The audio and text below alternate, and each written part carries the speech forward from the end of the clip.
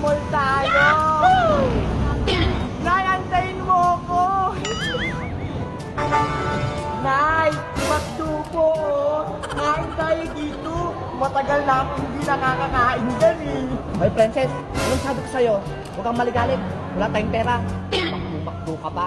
Ano ba yan? Lagi-lagi ko yan nakikita sa TV. Masarap daw kumain dyan eh.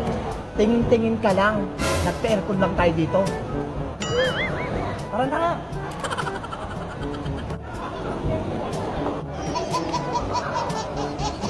"20 minutes later." O, Princess, yan ka lang muna.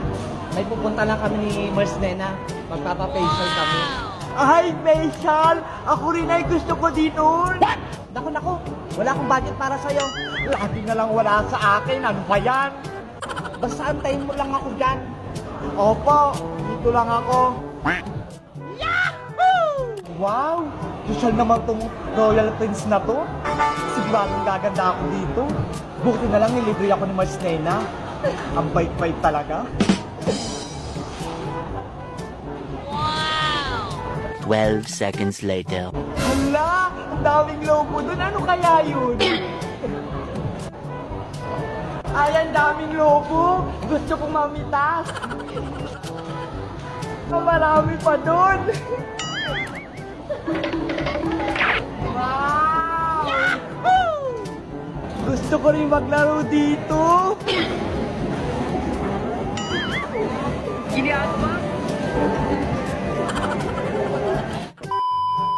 Pero yung ganda-ganda mo na talaga. Gumagamit mo na mga big equipment sa mukha mo.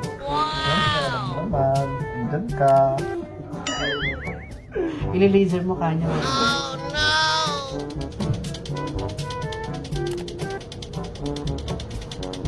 One eternity later. Pwede pa ako. Ano pa, tingnan mo ako. Saan mo na dyan? Ay, nako. May inggit na naman sa akin si Sonia nito, panigurado. Naku! Kailangan ko na puntahan si nanay. Naliligaw na ako. Oh, no! Saan pabalik?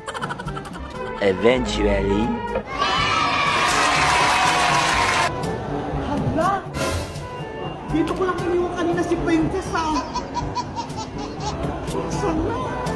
Nay! Nay! Hoy, Princess! Andiyan ka palang bata ka? Saan ka naman nakapunta? Nay, ang lawak-lawak dito. Munti ka na akong maligaw. Kaya ayoko tang isame. Ang ligalig mo eh. Halika na, umuwi na tayo. Dumaan tayo sa tindahan ni Sonia. Bumili tayong sardinas. Ano ba yan? Kala ko naman bibili tayo ng ulam. Sardinas lang pala. Dapat kay Aling Sonia na lang.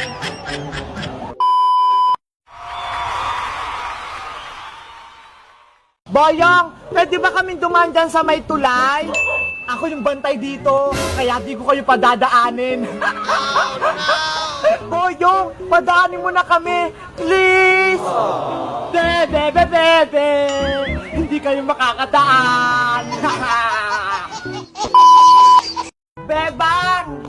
Princess, bilisan mo! Pinapapunta tayo ni Iska sa bahay nila. Bakit daw? May handaan, birthday ng lola niya. Ay sige, may pagkain pala. Mabubusog na naman ako nito. Tara na, bilis. Saan pala tayo dadaan? Sa may tulay, para mabilis tayong makarating. Let's go! Princess, ayan na yung tulay. Wow! Yay! Malapit tayo sa bahay nila Iska.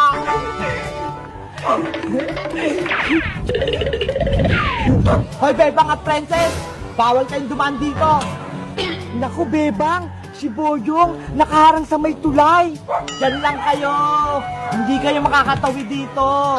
Makiusap na lang tayo sa kanya para makatawid tayo sa tulay! Ikaw na kayang magsabi, hindi yan nakikinig sa akin eh! Boyong, pwede ba kaming dumaan dyan sa may tulay? Hindi pwede! May kasalanan pa kayo sa akin! Hindi naman sa itong tulay, Boyong ah! Ako yung bantay dito, kaya di ko kayo padadaanin. Anong gagawin namin para makadaan kami dyan? Sabihin mo na, Boyong, para makapunta na kami sa bahay nila Iska. Nagmamadali kami. O sige, dadaan lang kayo dito. Pero may 3 kondisyon. Tatlo? Ang dami naman. Dapat isa lang. Ayaw nyo ba? Bahala kayo. Hindi ko kayo padadaanin. Sige na nga. Ano bang gusto mong gawin namin, Boyong? Una, bigyan nyo ko ng merienda. Yung masarap na masarap. Bebang, wala tayong pagkain. Paano ba yan? Huwag kang mag-alala, princess. May dala-dala akong chocolate dito. Oh, ay, ang sarap niyan. Pwede akin na lang. Hindi pwede. Kay Boyong to. Para makadaan tayo. Sige na nga. Bigay mo na kay Boyong. Boyong, ito ha. May pagkain kami dito. Ano yan? Chocolate to. Kunin mo na. Akin na ha.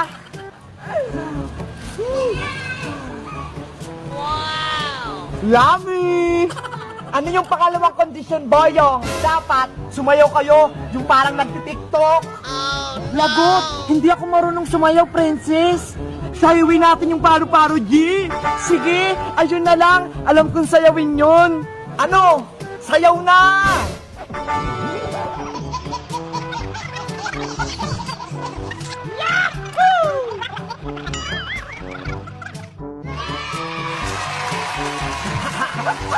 Ang galing-galing nila magparo-paro, G.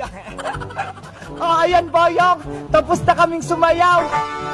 Ano naman yung pangatlo mong kondisyon? Ang huling kondisyon, dapat sagutin nyo tong bugtong-bugtong ko. Bugtong-bugtong, nakayuko ang prinsesa, hindi malaglag ang corona. Nakayuko yung reyna, hindi nalaglag yung corona. Ano kaya yun?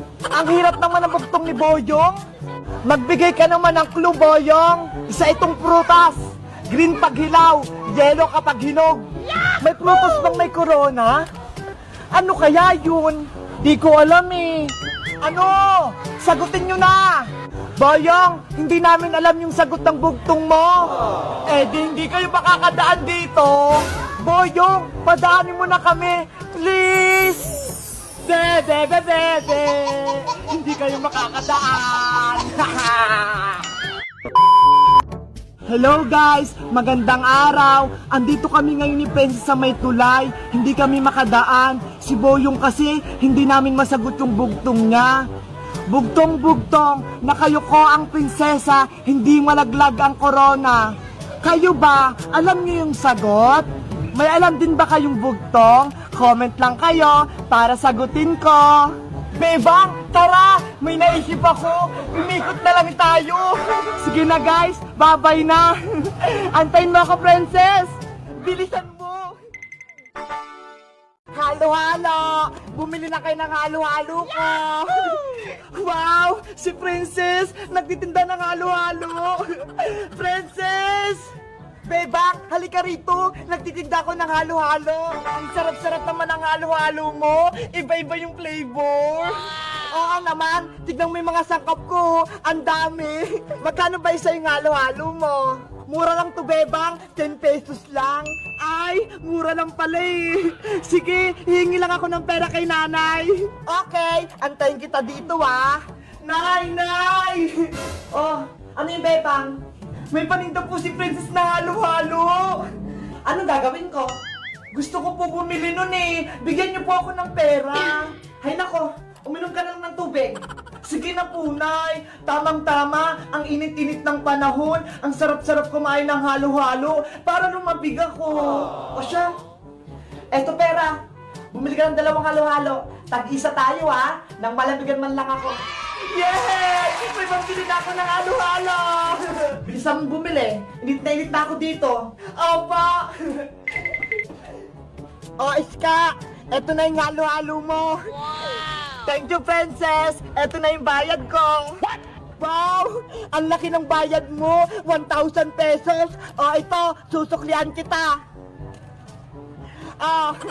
Wow! May sukli pa ako! Princess! Bibili na ako ng halo-halo mo! Ilan yung bibiliin mo, Bebang? 2 tig-10, tag-isa kami ni nanay! Okay, wait lang yung order mo ha! Gagawa na ako! Siguradong masarap yung halo-halo mo. Ang daming sahog eh. Ayan, maglalagay na ako ng mga flavor. Buko. Gulaman. Yahoo! Ang sarap nito. Sago! Pinipig! Oh no! At itong special ang kako! Damihan mo ng asukal, princess, ha? Para matamis-tamis.